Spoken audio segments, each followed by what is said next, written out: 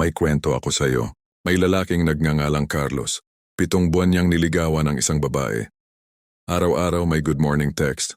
Gabi-gabi, may good night message. Kapag may problema ang babae, nandyan siya. Kapag may kailangan, siya ang tumatakbo. Tapos isang araw nag-text ang babae, "Carlos, thank you sa lahat. Pero feeling ko mas okay tayo as friends."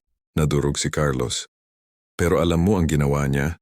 Hindi siya tumigil. Nag-double time pa. Mas minadali ang pag-reply. Mas pinadalas ang pag-aya. Mas pinakita ang effort. At ano ang nangyari? Mas lalo siyang naging invisible. Ngayon tatanungin kita, bakit ganon? Bakit kapag mas naghahabol ka, mas tumatakbo sila? Bakit kapag mas pinapakita mo ang pagmamahal mo, mas nawawala ang halaga mo? At ang mas masakit na tanong, paano ka magiging important sa kanila nang hindi ka nagmumukhang desperado? Sa video na to, hindi kita tuturuan kung paano mambola. Hindi kita tuturuan ng mind games. Hindi rin kita tuturuan ng manipulation tactics. Tuturuan kita ng katotohanan na hindi mo maririnig sa mga love songs. Ng prinsipyo na ginagamit ng mga taong tunay na kinikilala ang halaga nila. Tuturuan kita kung paano ka mamimiss ng babae nang hindi ka naghahabol. Hindi dahil nag-playing hard to get ka, kundi dahil naging tunay kang tao na may sariling mundo. Makinig ka ng mabuti. Kasi ang mga susunod kong sasabihin, magbabago ng perspective mo sa relasyon, sa pagmamahal, at sa kung sino ka bilang lalaki. Bago natin simulan, nais kong magpasalamat sa mga loyal kong subscribers sa patuloy na pagsuporta sa aking channel. Kayo ang inspirasyon ko sa paggawa ng mga bagong content. Kung bago ka sa channel ko, comment mo na kung taga saan ka. Alam mo ba kung ano ang pinakamalaking mali ng karamihan sa mga lalaki? Pagdating sa babae, hindi ang kakulangan ng gwapo. Hindi ang kakulangan ng pera. Hindi rin ang kakulangan ng height. Ang pinakamalaking mali, ang pagkawala ng sarili. Tignan mo ang karamihan ng mga lalaki kapag may gusto silang babae. Parang nabubura ang kanilang pagkatao. Biglang nawala ang hobbies. Biglang nawala ang mga kaibigan. Biglang nawala ang mga pangarap. Lahat ng oras puro babae na ang laman ng isip. Umaga, good morning, kumain ka na ba? Tanghali, lunch na, kumain ka na? Hapon, how's your day? Gabi, uwi ka na, ingat ka. Paulit-ulit araw-araw, walang tigil. At sa isip ng lalaki, ito ang tama. Kasi ito ang nakikita niya sa mga pelikula. Ito ang naririnig niya sa mga kanta. Na ang tunay na pagmamahal, handang gawin ang lahat.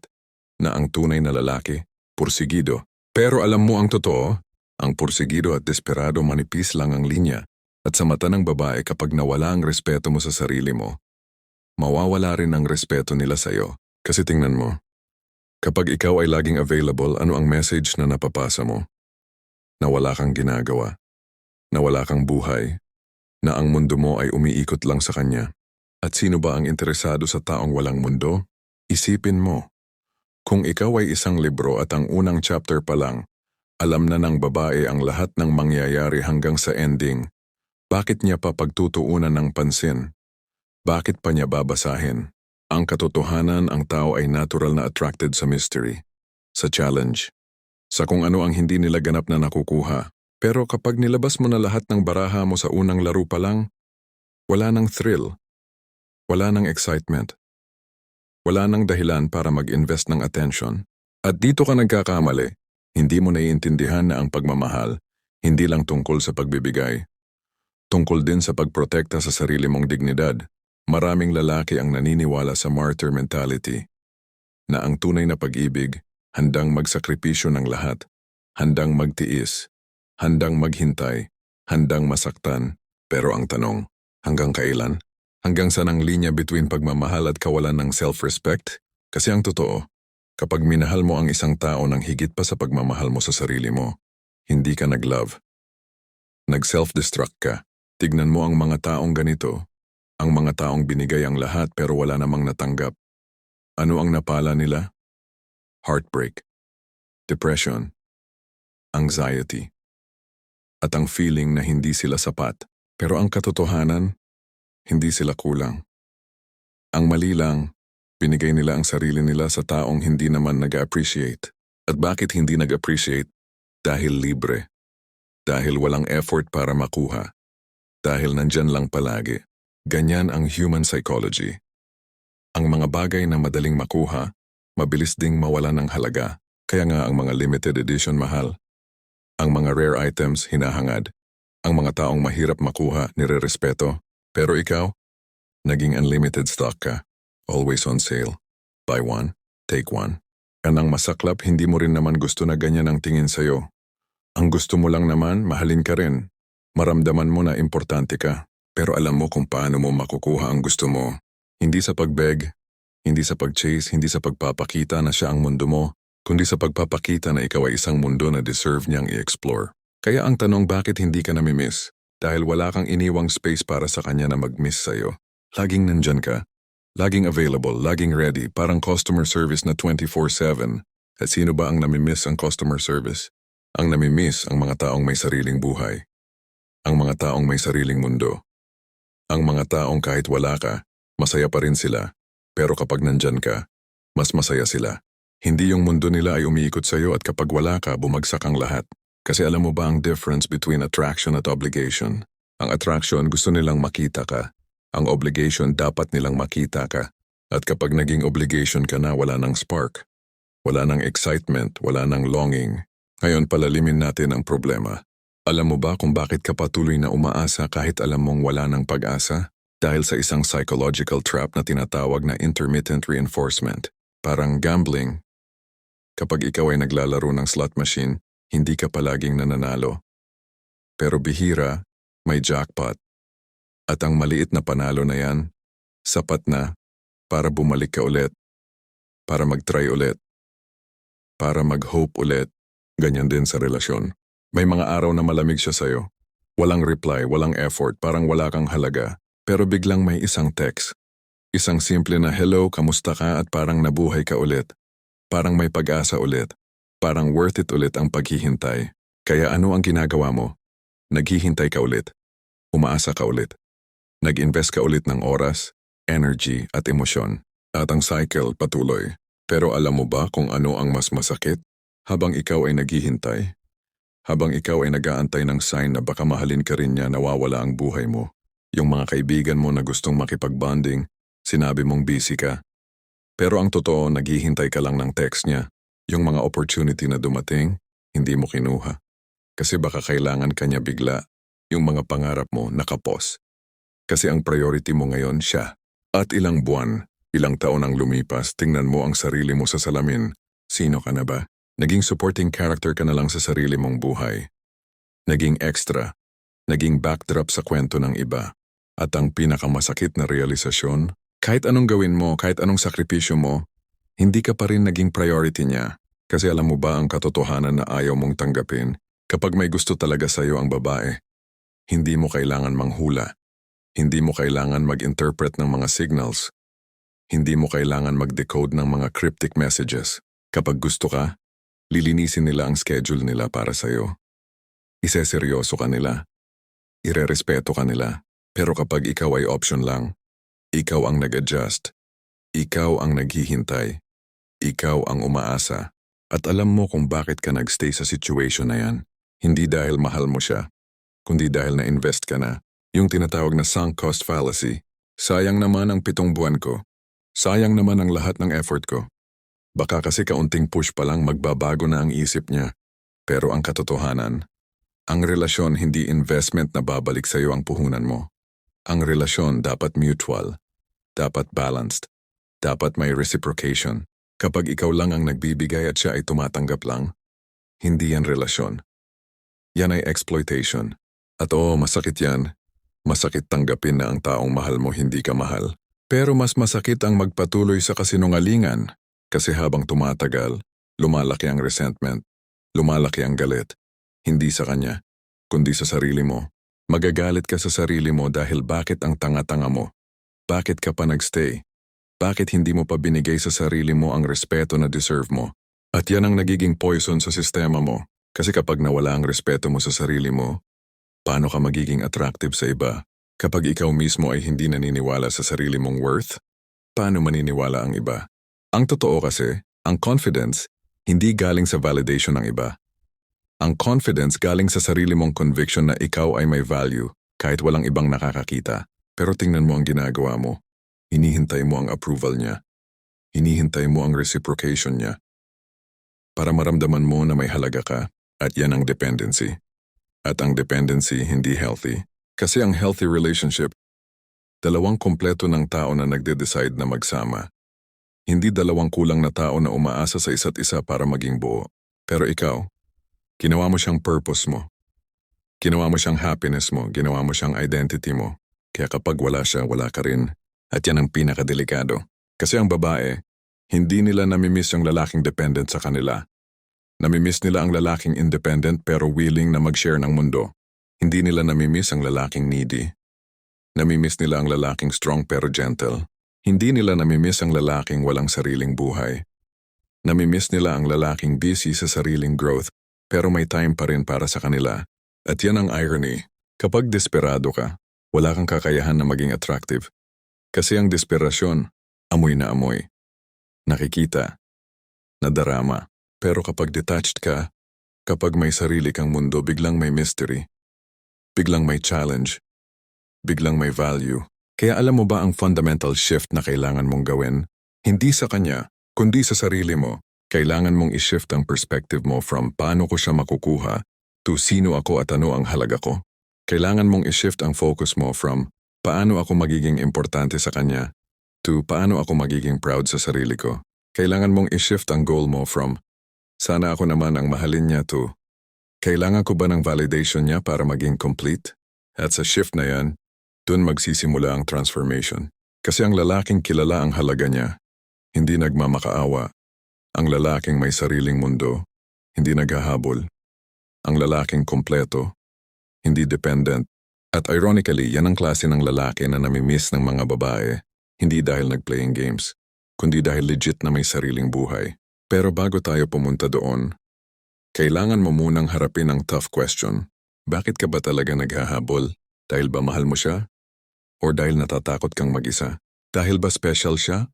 Or dahil na-validate ka niya nung una at nag-crave ka na ng validation na yan? Dahil ba compatible kayo? O dahil comfortable ka na sa idea na siya ang the one at ayaw mong magsimula ulit? Kasi ang totoo, minsan ang paghahabol hindi tungkol sa kanya. Tungkol sa takot mo. Takot na walang ibang makaka-appreciate sa'yo. Takot na ito na ang last chance mo. Takot na kapag wala siya, wala ka ring halaga. Pero lahat ng yan, kasinungalingan. At hanggat naniniwala ka sa mga kasinungalingang yan, hindi ka magiging free, hindi ka magiging masaya, hindi ka magiging namimiss. Kaya ngayon, pag-usapan natin ang solusyon. Pero warning, ang solusyon na ito hindi quick fix. Hindi magic formula, hindi manipulation tactic. Ang solusyon na ito, fundamental transformation. At nagsisimula ito sa isang prinsipyo ng Stoicism na sinabi ni Marcus Aurelius, "You have power over your mind, not outside events. Realize this and you will find strength." Ang ibig sabihin, hindi mo makokontrol kung mamimiss ka niya or hindi. Pero may kontrol ka sa kung sino ka bilang tao. At yan ang susi. Kasi ang babae, hindi namimiss ang taong nag-try maging namimiss. Namimiss nila ang taong may sariling essence na naturally magnetic. Kaya ang unang hakbang, itigil mo ang paghahabol. Hindi dahil strategy yan, kundi dahil kailangan mo ng space para sa sarili mo. Isipin mo, paano ka makakapag-isip ng malinaw kung palagi kang nakafocus sa kanya? Paano mo malalaman ang gusto mo sa buhay kung ang buhay mo ay umiikot lang sa kanya? Kailangan mong lumayo. Hindi para saktan siya, kundi para makabalik ka sa sarili mo. At sa paglayo na yan may mangyayari.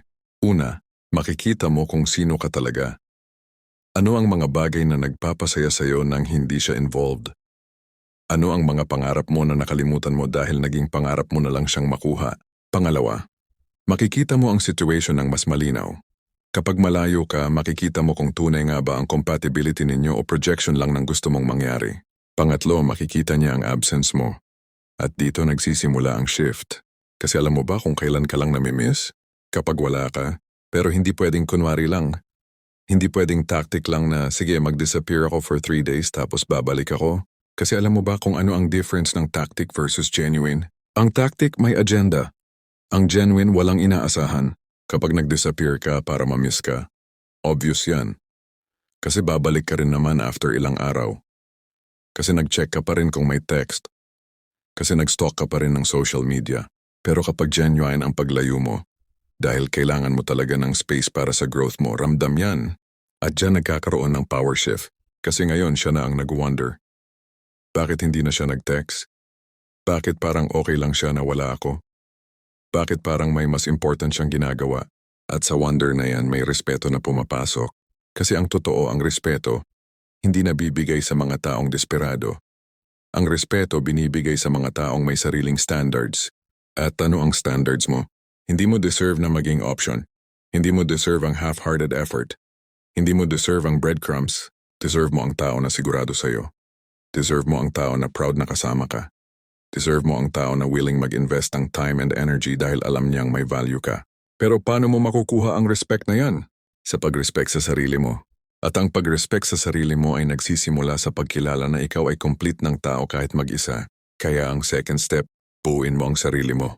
Ano ang hobbies na matagal mo nang gustong subukan? Gawin mo. Ano ang skills na gusto mong matutuhan? I-develop mo. Ano ang relationships na na-neglect mo dahil nag-focus ka sa kanya? Ayusin mo. Ano ang health mo na na-sacrifice mo dahil wala kang oras? Bigyan mo ng priority. Kasi alam mo ba kung ano ang nangyayari kapag nag-invest ka sa sarili mo? Tumataas ang confidence mo. Hindi dahil may nag-validate sa'yo, kundi dahil nakikita mong lumalaki ka, umuunlad ka, nag-improve ka.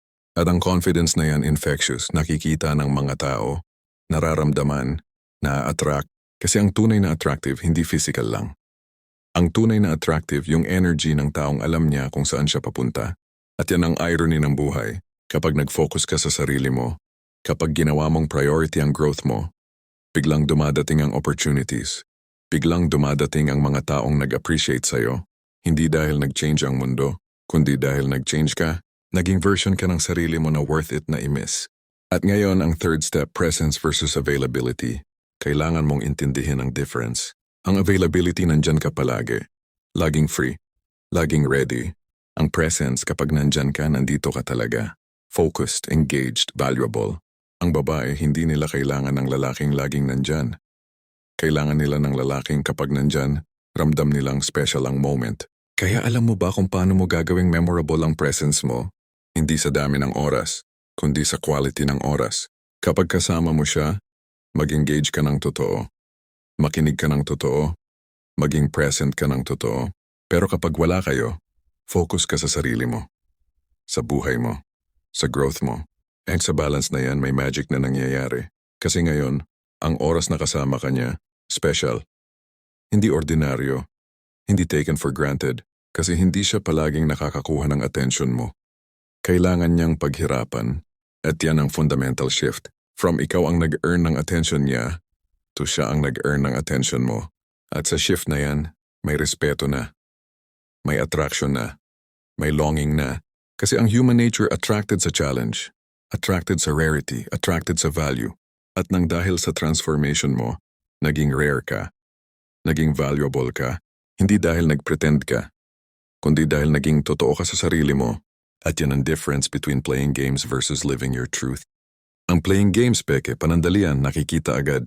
Ang living your truth, authentic, sustainable, attractive. Kaya ang fourth step, detachment. At baka iniisip mo, paano ako mag-detach kung mahal ko siya? At yan ang misconception. Ang detachment hindi ibig sabihin na hindi mo na siya mahal.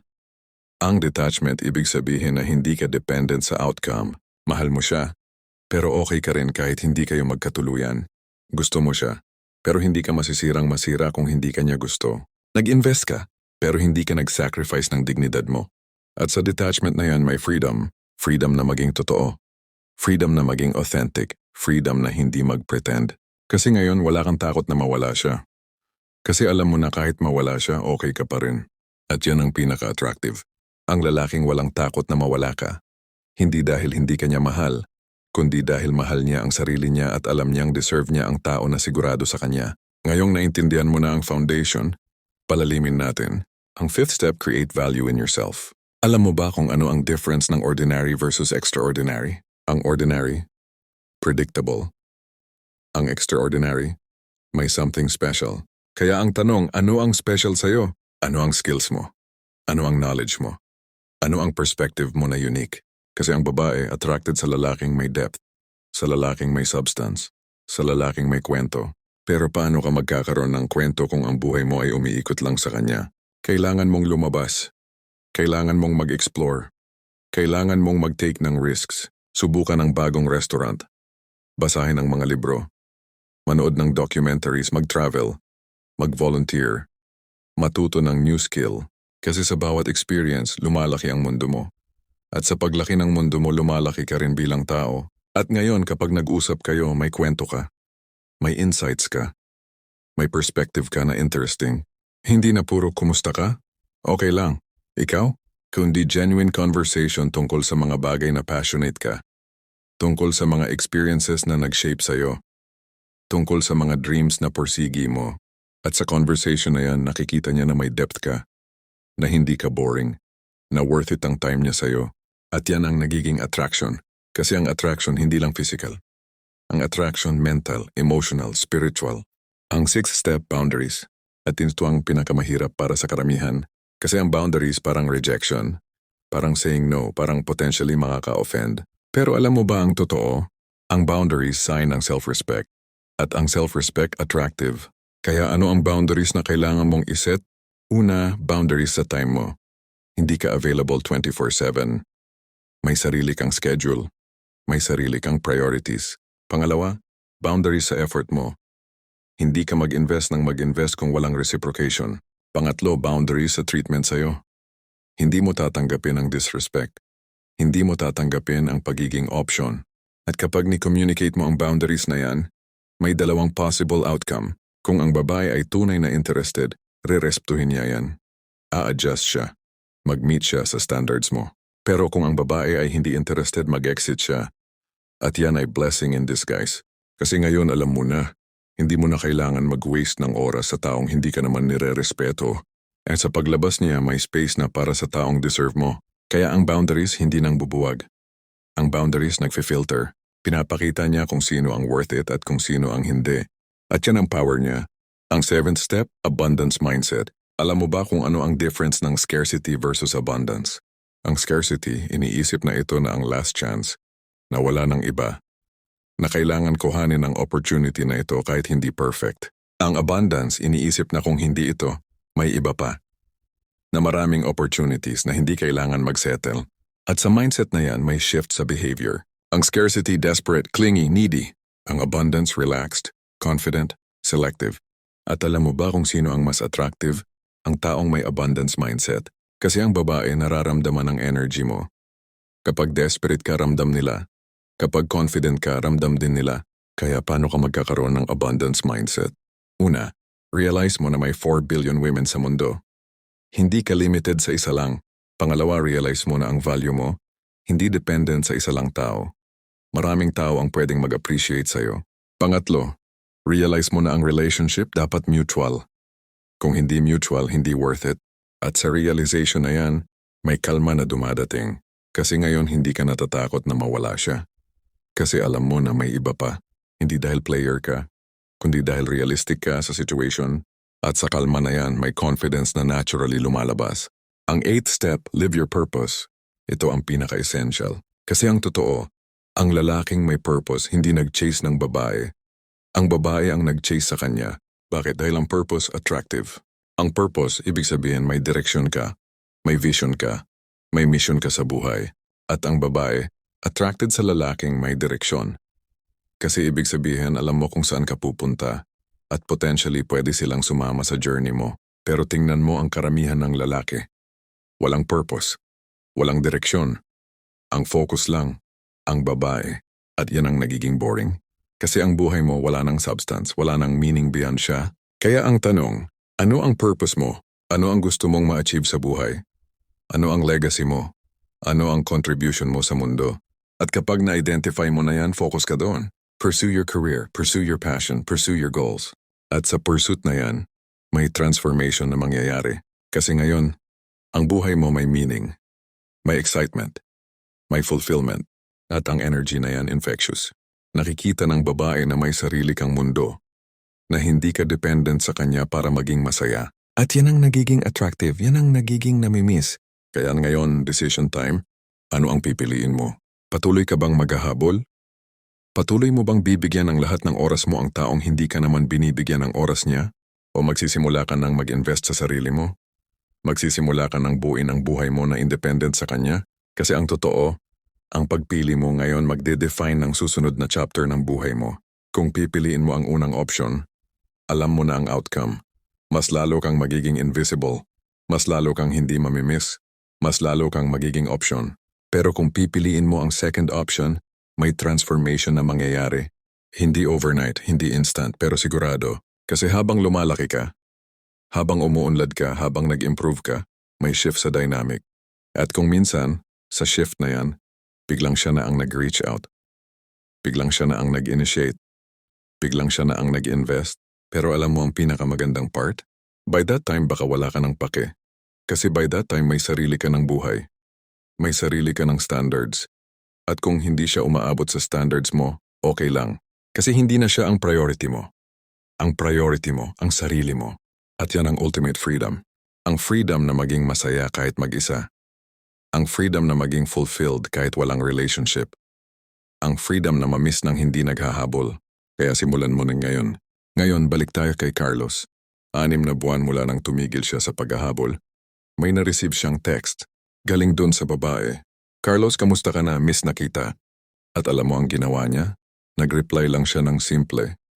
Hey, okay naman. Busy lang sa work at sa training ko. Ikaw, kumusta? Walang drama.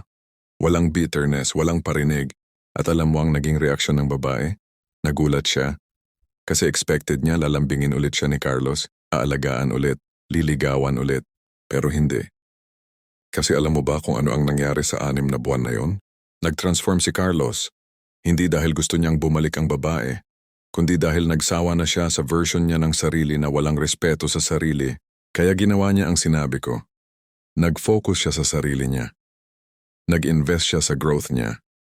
Nag-build siya ng buhay na worth it. At ngayon ang babae na dating hindi siya pinapansin, nanghihinayang. Pero ang tanong, babalik pa si Carlos? At yan ang pag-uusapan natin ngayon. Ang deeper layer ng transformation. Ang mas malalim na principles ng stoicism na mag-guide sa'yo hindi lang sa pag-attract ng babae, kundi sa pag-live ng meaningful life. Kasi ang totoo, ang goal hindi lang maging attractive. Ang goal maging tao na proud ka sa sarili mo. At sa journey na yan, side effect lang ang pagkamis sa'yo ng iba. Tingnan natin ang mas malalim na problema. Bakit ba tayo umaasa sa validation ng iba para maramdaman nating may halaga tayo? Bakit kailangan nating may relationship para maramdaman nating complete tayo? Bakit takot tayong mag-isa? At ito ang root ng lahat ng problema. Ang fear of loneliness. Ang fear of rejection. Ang fear na baka walang magmamahal sa'yo. Pero alam mo ba kung saan galing ang fear na yan? Sa conditioning. Sa mga pelikula na pinapanood natin. Sa mga kanta na naririnig natin. Sa society na nagsasabi na ang success kasama ang pagkakaroon ng partner. Kaya ang mga lalaki, nag-grow up na naniniwala na ang worth nila, dependent sa relationship status nila. Single ka? Kulang ka. May partner ka? Complete ka na. Pero ang totoo, kasinungalingan yan. Kasi ang completion hindi galing sa iba. Ang completion galing sa sarili mo. At yan ang fundamental error ng thinking. Ang pag-iisip na ang babae magsasalba sa'yo. Magiging dahilan ng happiness mo. Magiging purpose mo. Pero alam mo ba kung ano ang nangyayari kapag ginawa mo siyang purpose mo? Kapag nawala siya, wala ka ring purpose. Kapag iniwan ka niya, naiwan mo rin ang sarili mo. At yan ang tragedy. Kaya ang Stoicism may clear na principle tungkol dito. Happiness and freedom begin with a clear understanding of one principle. Some things are within our control, and some things are not. Epictetus. Ang control mo ang sarili mo, ang thoughts mo, ang actions mo, ang character mo. Ang hindi mo control ang feelings ng iba, ang decisions ng iba, ang acceptance ng iba. Kaya kapag ininvest mo lahat ng happiness mo sa kung magugustuhan ka niya o hindi, ininvest mo ang happiness mo sa something na wala sa control mo. At yan ang sure way to misery. Kasi ngayon ang happiness mo dependent sa mood niya, sa reply niya, sa attention niya. Good mood siya? Masaya ka. Bad mood siya? Malungkot ka. Mag-reply siya, ecstatic ka, hindi mag-reply, devastated ka. At tingnan mo kung anong klase ng buhay yan. Emotional roller coaster na hindi mo kontrolado. Kaya ang solution hindi kontrolin siya, kundi bawiin ang power na binigay mo sa kanya. Kasi ang totoo, binigyan mo siya ng power to make or break your day. Power to determine your mood. Power to define your worth. Pero bakit mo binigay yan? Dahil naniniwala ka na kailangan mo siya, pero ang katotohanan, hindi mo siya kailangan, gusto mo lang siya. At may malaking difference ang kailangan versus gusto. Ang kailangan dependency, ang gusto preference. Ang kailangan desperation, ang gusto choice. Kaya ang shift na kailangan mong gawin, from kailangan ko siya para maging masaya to masaya ako. At mas masaya kapag kasama ko siya. From kailangan ko ng relationship para maging complete, to complete na ako at willing akong mag-share ng buhay ko sa tama. At sa shift na yan, may transformation sa energy mo. Kasi ngayon, dating ka sa relationship hindi bilang beggar kundi bilang investor. Hindi ka humihingi ng completion, kundi nag-aalok ng partnership. Hindi ka naghahanap ng savior, kundi ng companion. At yan ang attractive. Kasi ang babae ayaw nila ng burden. Ayaw nila ng responsibility na pasayahin ka. Gusto nila ng partner na masaya na. At willing na mag-share ng happiness. Pero tingnan mo ang karamihan ng lalaki. Ang dating nila sa babae parang problema na kailangan solusyonan. Fix me, complete me, save me. And sino ba ang attracted doon? Kaya ang first shift, tanggapin mo na ikaw ay responsible sa sarili mong happiness. At kapag natanggap mo na yan, may freedom na dumadating. Freedom na mag-enjoy ng buhay kahit mag-isa. Freedom na maging masaya kahit walang relationship. Freedom na hindi dependent sa validation ng iba. At sa freedom na yan, may confidence na naturally lumalabas. Pero ang problema, hindi lang yan. May isa pang deeper issue. Ang ego. Kasi ang totoo, ang paghahabol hindi lang tungkol sa babae. Tungkol din sa ego mo. Ang ego mo ay nagsasabi, kailangan ko siyang makuha para patunayan sa sarili ko at sa iba na may value ako. Ang ego mo ay nagsasabi, kapag naging girlfriend ko siya, ibig sabihin worthy ako. Ang ego mo ay nagsasabi, kapag nagustuhan niya ako, validated na ako. Pero alam mo ba kung ano ang problema sa ego-driven pursuit? Ang focus mo hindi sa connection. Ang focus mo sa validation. Kaya kahit makuha mo pa siya, hindi ka magiging fulfilled kasi ang hanap mo hindi siya. Ang hanap mo ang proof na may halaga ka. At yan ang nagiging toxic. Kasi ngayon, ang relationship hindi tungkol sa pagmamahal. Tungkol sa ego. At kapag ang ego ang nag-drive ang relationship, hindi sustainable. Kaya ang stoicism very clear dito. It is not the man who has too little but the man who craves more that is poor. Seneca. Ang ibig sabihin ang kahirapan, hindi sa kakulangan. Ang kahirapan sa pag-crave ng kung ano ang wala. At kapag nag-crave ka ng validation, ng acceptance, ng appreciation from someone na hindi ka binibigyan, ikaw ay poor. Pero kapag nag-focus ka sa kung ano ang meron ka, sa kung sino ka, sa kung ano ang value mo independent of others, ikaw ay rich. At yan ang mindset shift na kailangan. From poverty mentality to abundance mentality. From hindi ako sapat to sapat ako at may value akong mai-contribute. At sa shift na yan may calmness na dumadating. Kasi ngayon, hindi ka nag-compete, hindi ka nag-prove, hindi ka nag-beg. Kasi alam mo na may value ka. At ang value na yan, hindi dependent sa opinion ng iba. Pero alam mo ba kung ano ang mas nakakatakot? Ang possibility na habang buhay kang mabubuhay sa cycle na yan, ang cycle ng paghahabol, ng pag-asa, ng disappointment, ng paghahabol ulit. Kasi yan ang pattern ng karamihan, naghabol sa isang babae, hindi nakuha, nalungkot, tapos may bago. Naghabol ulit, hindi nakuha, nalungkot, tapos may bago ulit. At sa bawat cycle, lumalaki ang bitterness, lumalaki ang resentment, lumalaki ang feeling na unfair ang mundo. Bakit sila nakakakuha ng girlfriend, ako hindi? Bakit ang dali lang para sa kanila, pero para sa akin ang hirap? Bakit ang mga masasamang lalaki sila pa ang may girlfriend pero ako na mabait, wala? At sa bitterness na yan, may toxicity na pumapasok. Ang toxicity ng nice guy syndrome. Ang pag-iisip na dahil mabait ka, deserve mo ang relationship. Pero alam mo ba ang totoo? Ang kindness hindi currency. Ang kindness basic human decency. Hindi dahil mabait ka, may utang na loob sa'yo ang babae na maging girlfriend mo. Hindi dahil nag-effort ka. Obligado silang suklian ka. Kasi ang relationship hindi transaction. Ang relationship connection. At ang connection hindi nabibili ng kabaitan. Ang connection natural.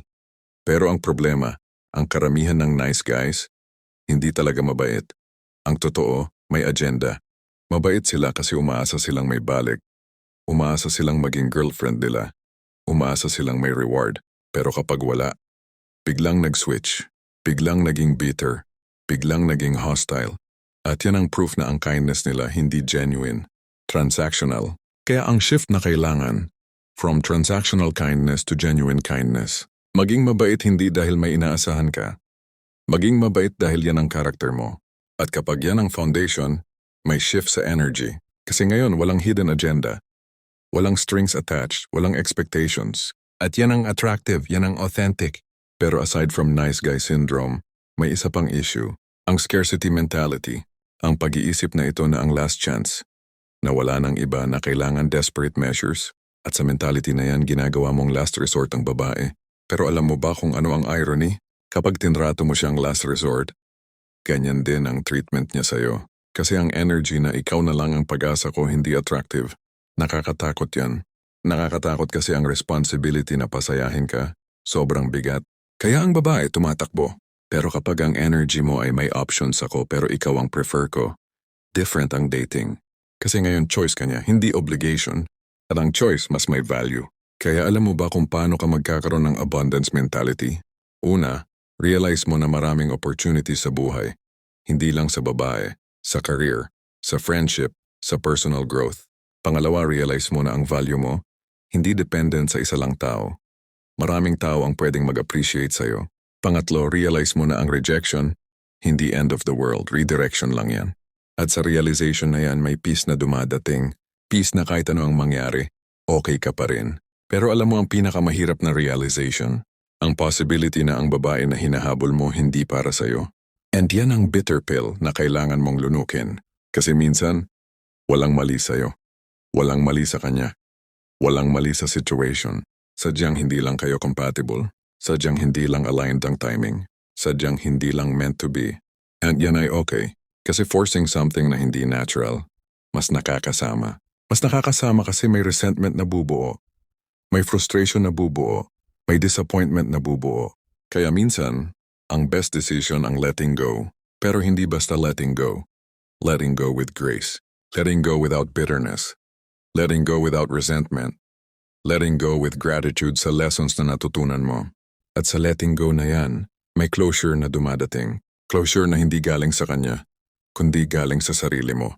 Kasi ang closure, hindi words from her. Ang closure, acceptance from you. Acceptance na it's over.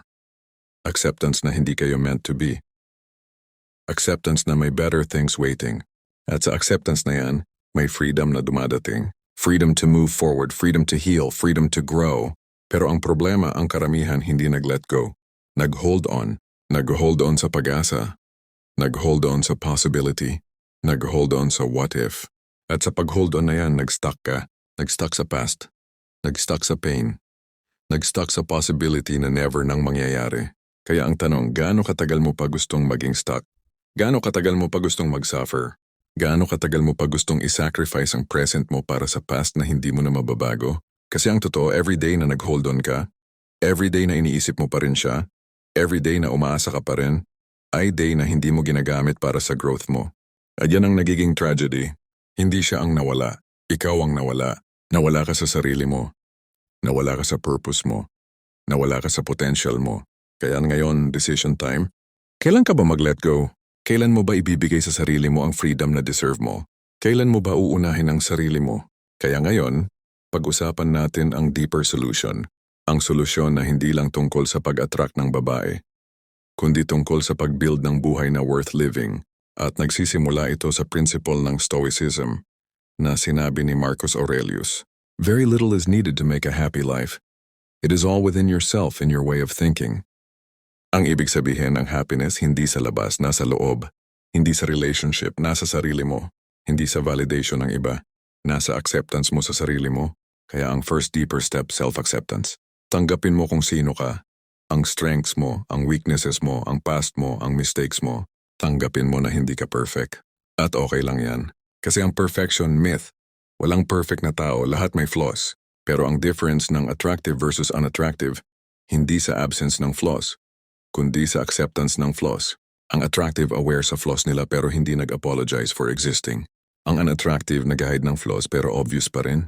Kaya ang shift from hiding to owning. Own your story, own your past, own your imperfections. Kasi ang authenticity attractive. Pero ang self-acceptance hindi one-time decision. Proseso yan. Proseso ng pag-forgive sa sarili mo sa mga mistakes mo. Proseso ng pag-appreciate sa sarili mo sa mga achievements mo kahit maliit. Proseso ng pag-let go sa standards ng iba at pag-set ng sarili mong standards. At sa proseso na yan, may self-love na nabubuo. Hindi narcissism, kundi genuine appreciation sa sarili mo. At yan ang foundation ng lahat. Kasi kapag mahal mo ang sarili mo, hindi ka mag-settle sa mga taong hindi ka mahal. Kapag mahal mo ang sarili mo, hindi ka mag-tolerate ng disrespect. Kapag mahal mo ang sarili mo, hindi ka mag-sacrifice ng dignidad mo. At yan ang nagiging standard mo. Ang second deeper step, purpose-driven living. Ito ang game changer. Kasi ang lalaking may purpose, walang oras mag-overthink tungkol sa babae. Ang lalaking may purpose, busy sa pag-pursue ng dreams niya. Ang lalaking may purpose, may direksyon na clear. At ang direksyon na yan, magnetic. Kasi ang babae, attracted sa lalaking alam kung saan siya pupunta. Pero tingnan mo ang karamihan. Walang direksyon, walang vision, walang mission. Ang focus lang makakuha ng girlfriend. Pero yan ba talaga ang purpose mo sa buhay? Ang magkaroon ng girlfriend? Kung yan lang, ano ang mangyayari after? Wala ka ng purpose? Kaya kailangan mas malalim. Ano ang legacy mo? Ano ang contribution mo sa mundo? Ano ang impact mo? At kapag na-identify mo na yan, pursue it with passion. Kasi sa pursuit na yan, may fulfillment na dumadating. Fulfillment na independent sa relationship status mo. Fulfillment na galing sa fact na ginagawa mo ang purpose mo. At sa fulfillment na yan, may glow na lumalabas. Ang glow ng taong masaya. Ng taong fulfilled, ng taong may direksyon. At yan ang attractive beyond physical. Ang third deeper step, emotional independence. Ito ang pinakamahirap. Kasi ang karamihan emotionally dependent sa iba. Dependent sa validation. Dependent sa approval. Dependent sa presence ng iba para maging masaya. Pero alam mo ba kung ano ang problema ng emotional dependency? Kapag nawala ang source, nawala ka rin. Kaya ang goal, emotional independence. Ang kakayahan na maging masaya kahit mag-isa. Ang kakayahan na i-manage ang emotions mo without relying on others. Ang kakayahan na maging stable kahit unstable ang environment. At paano mo makukuha yan? Una, learn to enjoy solitude. Ang solitude, hindi loneliness. Ang solitude, chosen aloneness. Ang time na kasama mo lang sarili mo. Walang distractions, walang noise.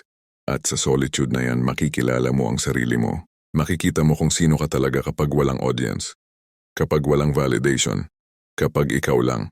Pangalawa, develop emotional regulation skills. Ang kakayahan na mag-process ng emotions ng healthy. Hindi suppress. Hindi ignore.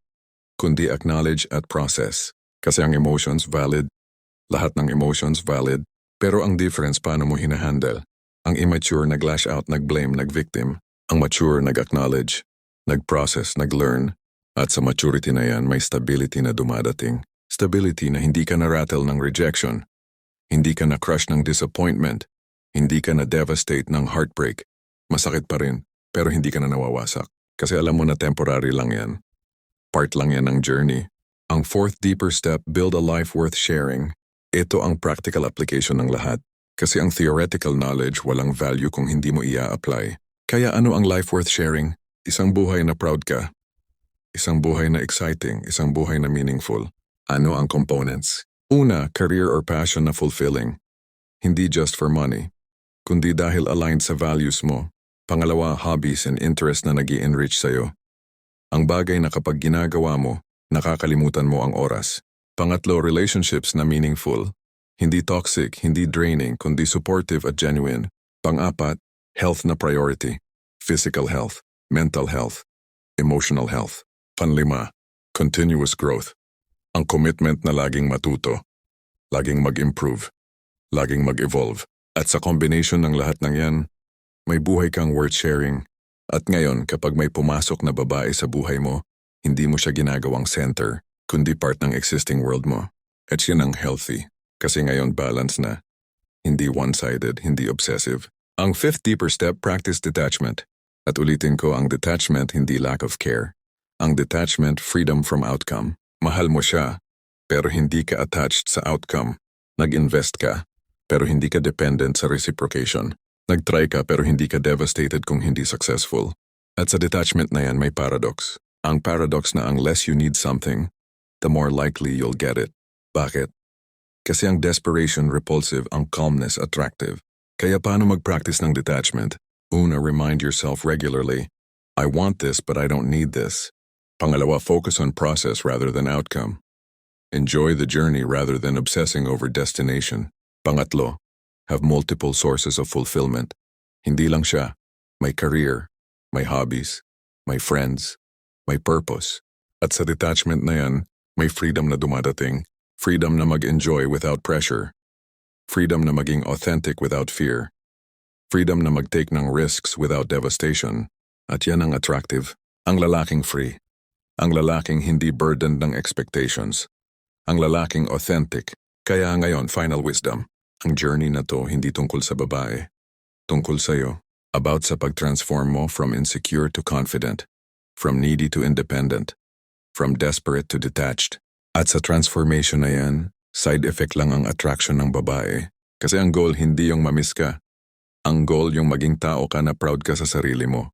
Tao na kahit mag-isa masaya. Tao na kahit walang relationship fulfilled. Tao na kahit rejected, standing strong. At yan ang lalaking namimiss. Hindi dahil nag-play ng games, kundi dahil genuinely transformed. Kaya ito ang final reminders. Una, respect yourself. Walang ibang magre-respeto sa'yo kung hindi mo re-respeto ang sarili mo. Pangalawa, invest in yourself. Ang best investment ikaw, your mind, your body, your skills, your character. Pangatlo, live with purpose. Huwag gawing purpose ang babae. May higher calling ka. Pang-apat, practice detachment. Love freely pero without chains. Panlima, embrace solitude. Doon mo makikilala ang sarili mo.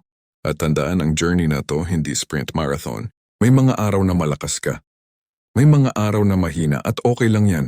Ang important, patuloy kang gumagalaw forward. Patuloy kang nag-improve. Patuloy kang lumalaki. At balang araw titingnan mo ang sarili mo sa salamin at makikita mo ang transformation. Makikita mo ang lalaking hindi na naghahabol, kundi hinihintay. Makikita mo ang lalaking hindi na desperado, kundi confident. Makikita mo ang lalaking hindi na dependent, kundi independent. At yan ang lalaking namimiss ng mga babae. Pero mas importante, yan ang lalaking proud ka na naging ikaw.